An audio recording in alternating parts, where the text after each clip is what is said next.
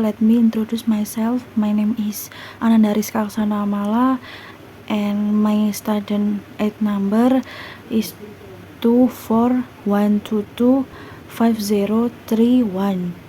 Here, I'm making a conversation with GPT chat. Do you know why prices are getting more expensive lately? Yeah, so prices have been climbing recently mostly because of inflation.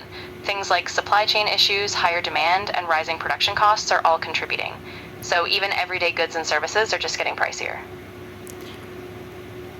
What is inflation actually? Good question.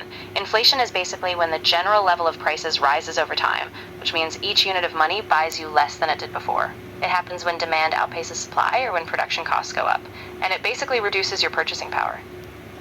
Oh, so that's why food and fuel cost more now? Exactly. As inflation kicks in, the cost of raw materials, transportation, and even labor all rise, so food and other essentials naturally get more expensive. It can really hit your budget if it goes on for a while.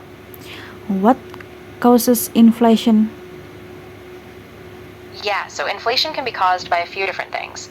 It might be too much money in the economy chasing too few goods, what we call demand pull, or it can happen if production costs rise, like wages or energy, and businesses raise prices, which is cost push inflation. And sometimes it's a mix of both.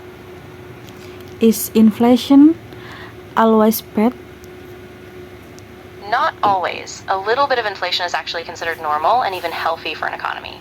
It encourages spending and investment. But when inflation gets too high, that's when it starts to hurt people's purchasing power and cause real financial stress. Does inflation affect everyone? Yeah, it really does. Inflation tends to affect pretty much everyone, but not always equally. People with fixed incomes or lower wages feel it more since their money doesn't stretch as far. Meanwhile, people with assets like real estate or stocks might see some benefits when prices rise. How do the government control inflation? Great question. Governments usually control inflation through monetary policy. For example, central bank Federal Reserve might raise interest rates to cool down spending, or they might adjust how much money is circulating. They can also change regulations or taxes to influence demand and supply. Can inflation affect a student too? Absolutely, it can. Students often rely on fixed budgets, so when prices go up, like for food, rent, or supplies, it can really stretch their finances. Plus, if they have student loans, inflation can affect the real value of their repayments too. What can people do during inflation? Yeah, there are a few things people can do. They can try to budget more carefully, cut discretionary spending, and focus on essentials. Investing in assets that tend to keep up with inflation, like real estate or certain stocks, can help too.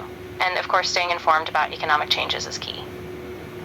Okay, thank you. You're very welcome. I'm glad I could help. If you ever have more questions or just want to talk things through, I'm here.